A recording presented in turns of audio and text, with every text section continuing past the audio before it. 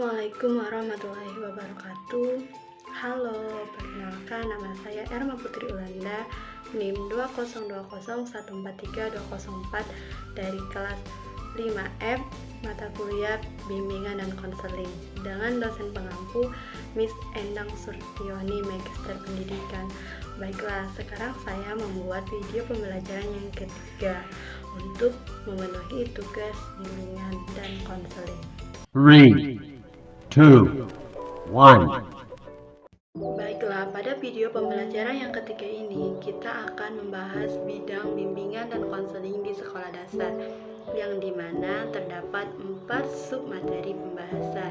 Yang pertama itu ada bidang bimbingan belajar di sekolah dasar, yang kedua itu ada bidang bimbingan sosial di sekolah dasar, yang ketiga ada bidang bimbingan belajar di sekolah dasar, yang terakhir atau yang keempat itu ada bidang bimbingan karir di sekolah dasar.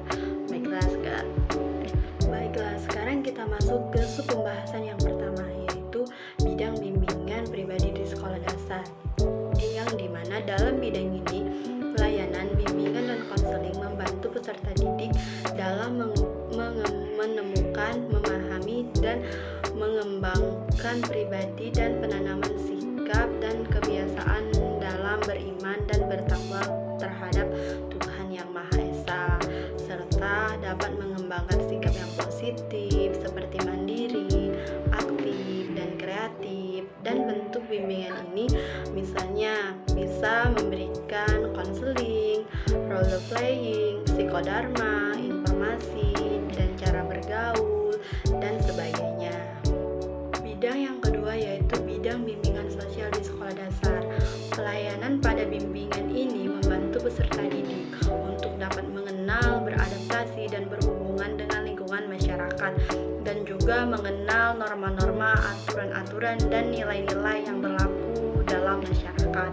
Bidang ini memuat 4 pokok materi sebagai berikut, yang dimana yang pertama itu pengembangan kemampuan dan berkomunikasi baik melalui ragam lisan maupun tulisan yang secara efektif.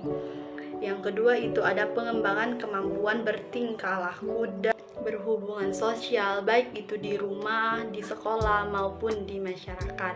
Yang ketiga itu ada pengembangan hubungan yang dinamis dan harmonis serta produktif dengan teman sebaya. Yang keempat itu ada pengenalan dan pemahaman aturan dan tuntunan sekolah, rumah, dan lingkungan, serta kesadaran diri untuk melakukannya. Pembahasan yang ketiga ada bidang bimbingan belajar di sekolah dasar. Pada bidang ini, pelayanan bimbingan dan konseling membantu siswa mengembangkan kebiasaan belajar yang baik dalam menguasai pengetahuan dan keterampilan, serta menyerapkan untuk melanjutkan pendidikan pada tingkat yang lebih tinggi. Bidang ini memuat 4 pokok bahasan juga, yang dimana yang pertama itu ada pengembangan sikap dan kebiasaan belajar untuk mencari informasi di berbagai sumber lainnya, mengikuti pelajaran sehari-hari, mengerjakan tugas, mengembangkan keterampilan dasar dan belajar, dan menjalani program penilaian. Yang kedua itu ada pengembangan disiplin belajar dan berlatih baik secara mandiri maupun berkelompok. Yang ketiga itu ada pemantapan dan pengembangan penguasaan mata pelajaran di sekolah dasar. Yang keempat itu ada orientasi belajar di sekolah lanjutan tingkat tertentu. Baiklah, kita sekarang masuk ke pembahasan yang keempat atau yang terakhir, yang dimana dalam bimbingan karir, pelayanan bimbingan dan konseling membantu siswa sekolah dasar mengenali dan mulai mengarahkan diri untuk masa depan karir. Bidang ini memuat pokok materi sebagai berikut. Yang pertama itu ada pengenalan awal terhadap dunia kerja dan usaha dalam memperoleh penghasilan untuk memenuhi kebutuhan hidup.